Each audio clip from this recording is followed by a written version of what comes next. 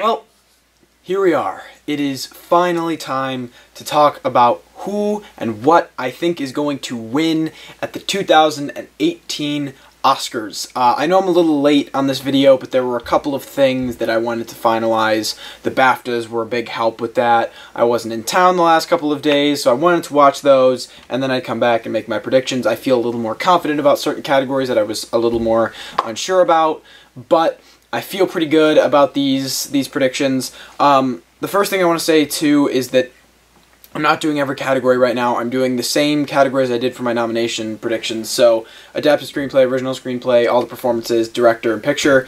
And then down the road, like in a week or two, I'm going to compile technical awards and foreign film and all that stuff. And I'm going to do that because I have a good idea of those too, but I'm not as confident right now, and I haven't done as much research and all that good stuff to really formulate a coherent video on it yet. So, I will get to those very soon, but for now we're focusing on the big awards, the big boys, and I'm gonna get this out of the way for one. I have to say, for being one of the hardest years to predict nominations, this is one of the easiest years to predict wins.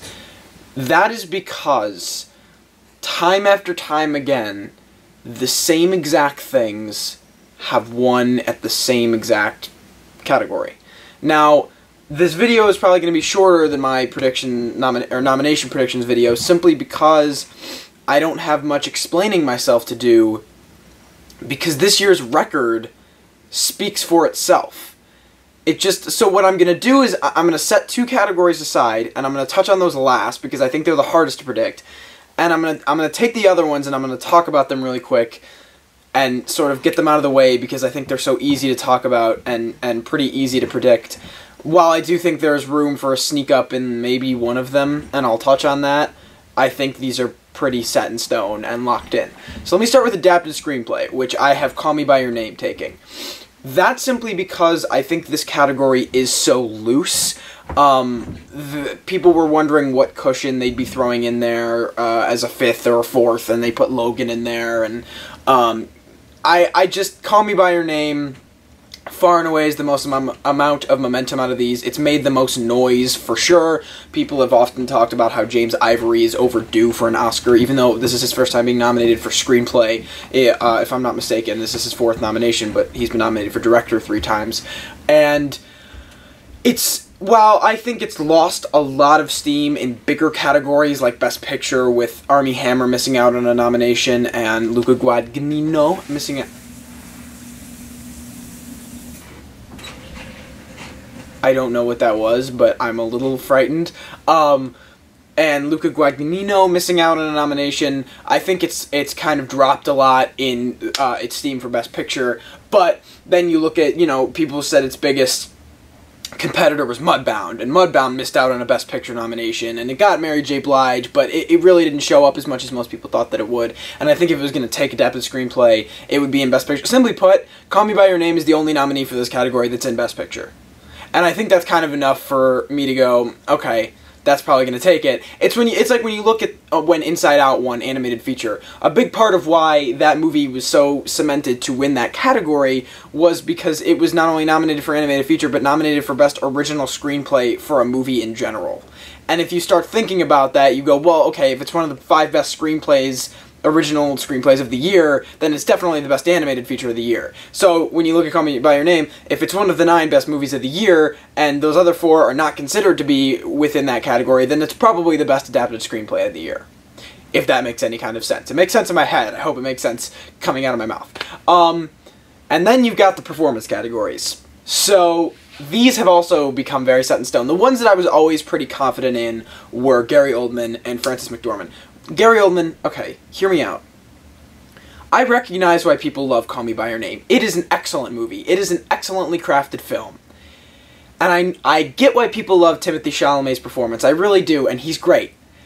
But he is not as good as Gary Oldman. I have done 2 live streams reacting to award shows, and the amount of comments that I've seen going, I hope Timmy gets it, I hope Timmy gets it, Timmy deserves it, Timmy's so good. Either those people have not seen Darkest Hour, or they're so in love with Call Me By Your Name that they're unwilling to accept that Gary Oldman might have put on a better performance. Which, A, Gary Oldman did put on a better performance, and B, it's Gary Oldman's turn. Timothée Chalamet, I promise all of you fans, he will win an Oscar someday. He's already shown up a ton in this year alone. He's going to go places. He's going to keep showing up. And I promise you, someday in the future, maybe even very soon, he will take an Oscar. This is not his year. Gary Oldman put on a very reminiscent performance to Daniel Day-Lewis in Lincoln, which was just one of those performances that everyone went, he is about to sweep. The Oscars love performances where performers meld completely into a character, like a historical character, in their mannerisms, in their dialect, in their body, in their language. And everything that Gary Oldman does, he becomes Winston Churchill, and that's something the Academy loves. And not only that, I absolutely believe it's a better performance than Timothée Chalamet. Timothée Chalamet is great for so many different reasons. Gary Oldman, though, I mean, he is the center of that film. He is the reason that film works. And there is no chance he does not win this year. I'm sorry, but he is taking the Oscar. I have not one doubt in my mind, especially considering how much steam Call Me By Your Name has lost, which is the production company's fault in its release date. I blame them. But this is absolutely Gary Oldman's year to take it, and I don't see Timothée Chalamet sneaking up on him. Then you've got Frances McDormand, who I've predicted for leading actress. There was a time where this was a three-headed race where people were like, okay, it could be Saoirse Ronan, it could be Sally Hawkins, or it could be Frances McDormand. And then Frances McDormand started to win everything. And she has continued to win everything. And people kind of forgot, I think, that she is the most badass female of the year. And in a movie where it's the year of the woman, I think that that's something they're going to want to award. You've got Sally Hawkins, who is great, but in the year of the woman, you don't want to be playing a mute. You want to be playing Frances McDormand's character, who kicks people in the balls, and who swears up a storm, and who drives the film by herself. I mean, that's her movie. She is the centric in that film. That's half the reason the movie works. That part was designed for Frances McDormand, and since Three Billboards continues to make more and more noise, and as this Me Too movement continues to make more and more noise, as much as I want to say politics doesn't have anything to do with the Oscars, it absolutely does, and it's something you do need to factor in when you're talking about who is going to win, not who should win. While I do believe Frances McDormand should win, I think she puts on the best performance, and I think she's made the most amount of noise, and she's won everywhere, and I think Frances McDormand is also a good lock. Then you got your supporting performances. Again, with supporting actor, there was a time where Willem Dafoe was the frontrunner. There was a time where people, I think, sort of saw his performance as reminiscent, including myself, of Mahershala Ali's style of performance. Not character, but in his presence and what he brings to the film. I, myself, was never very confident in Willem Dafoe winning. I saw The Florida Project. I think Willem Dafoe was perfectly good. I think he had a good performance, and I thought he did a good job, and he warranted an Oscar nomination. That being said, similarly to Sally Hawkins, he just keeps getting beat by Sam Rockwell, who is my prediction for supporting actor. He has not lost anywhere yet. And he plays off of Frances McDormand so well. They have this brilliant dynamic between the two of them.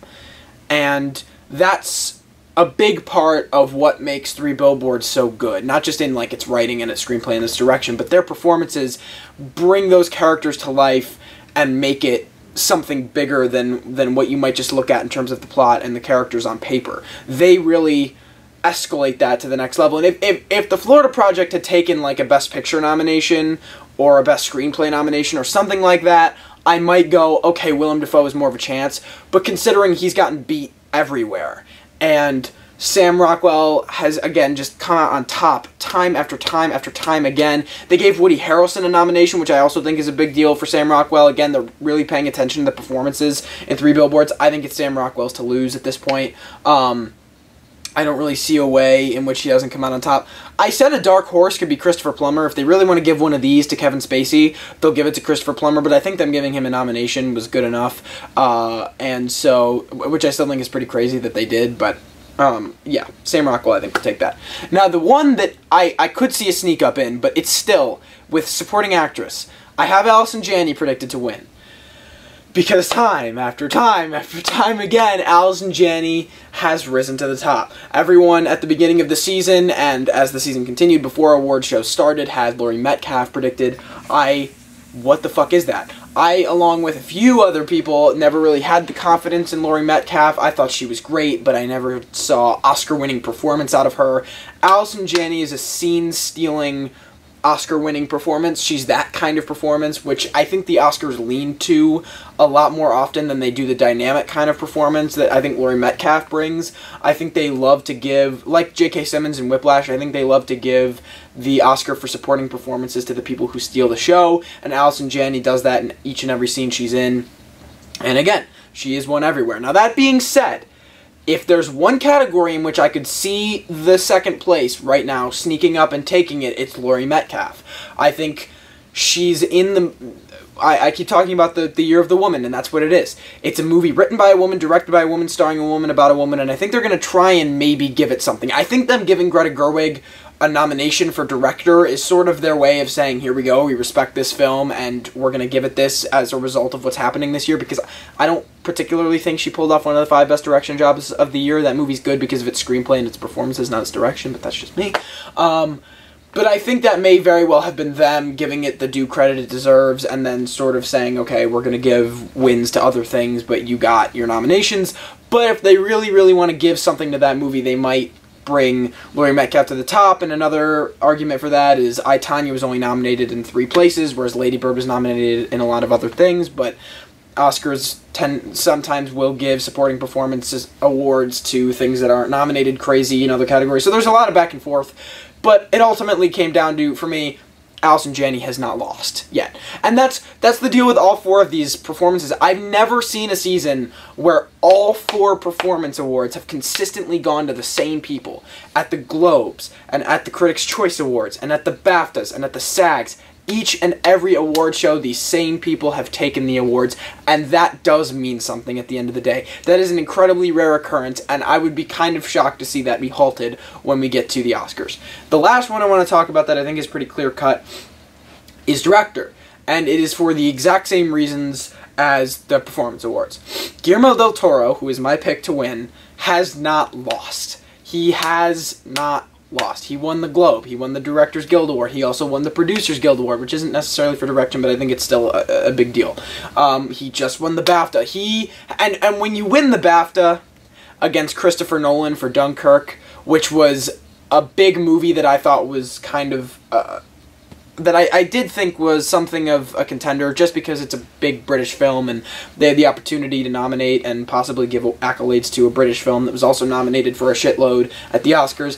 But when Guillermo del Toro beats out Christopher Nolan and Christopher Nolan's home turf, I think that cements it.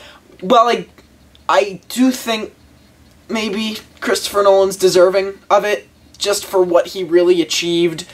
Guillermo del Toro pulls off something that the Oscars, I think, have a little more respect for. He pulls off an art house film that manages to appeal to mainstream audiences, and I think the Academy has a lot of respect for that. It's a visually stunning film. It's a character-based movie, and he really does a great job with it. They've never awarded him an Oscar before, unless Pan's Labyrinth won foreign language film, in which case I'm really going to sound stupid.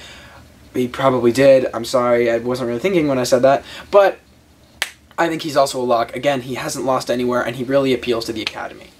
Okay, let's talk about the fun categories. Let's talk about Original Screenplay and Best Picture. These have been the 2 that have been very difficult to predict for several different reasons. I made an entire video centering around the Best Picture category, and I think the BAFTAs have helped with that and Original Screenplay, because Original Screenplay has sort of been a 3-headed race for a long time between 3 Billboards, which took Screenplay at the Globes, and then you've got Get Out, which took Screenplay at the Writers Guild Award, and then you've got Lady Bird, which a lot of people think will take Screenplay for political reasons, and because it's the Year of the Woman, which I don't think would entirely be undeserving, because it's a great screenplay.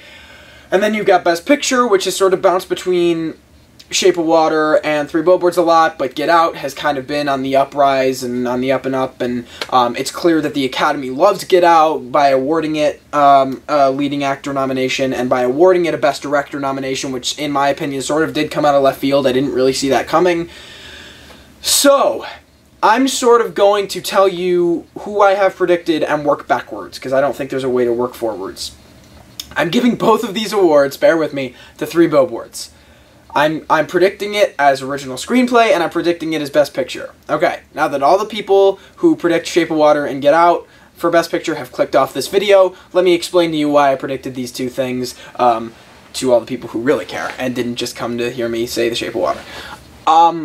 There have been, since 2005, there has been one movie that has won Best Picture that did not win Best Screenplay. And that's sort of a big deal.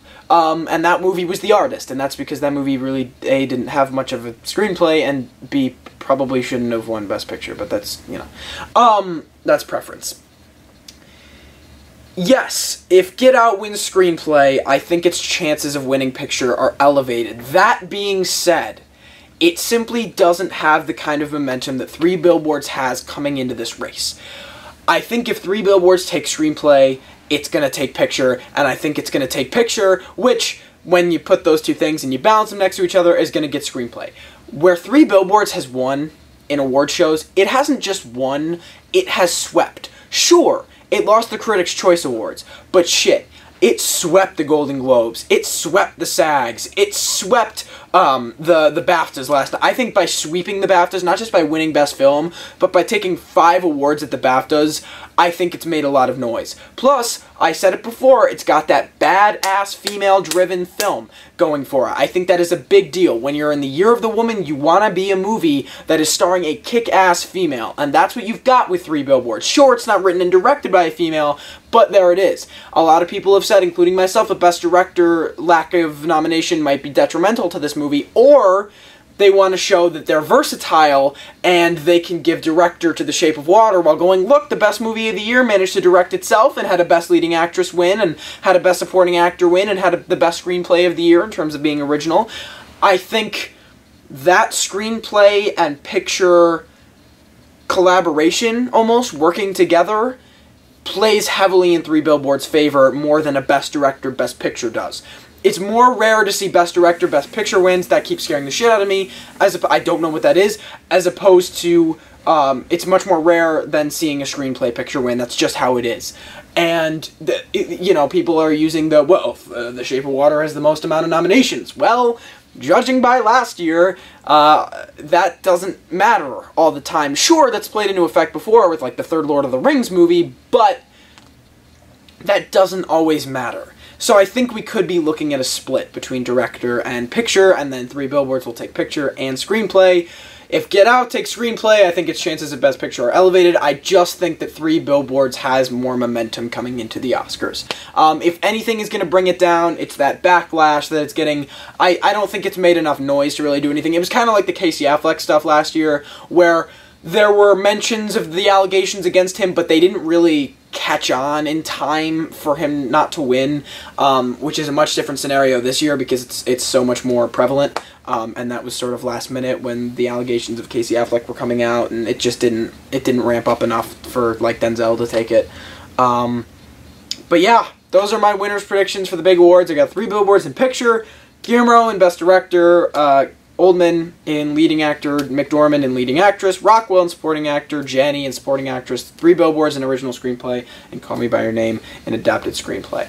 That's it for me for the big awards. I'm super pumped for the Oscars in a couple weeks. Like I said, I'll be making another video next week regarding the smaller categories, quote-unquote, like technical categories in foreign language film. I probably won't touch much on, like, live-action short and documentary short. Although, if you follow my Twitter, you will see that while I was out of town, I went to a screening of all the animated short films, and that was actually really neat to see all of them. I really enjoyed all of them, and I might make a video kind of reviewing them each, like, and little blurbs. I don't know.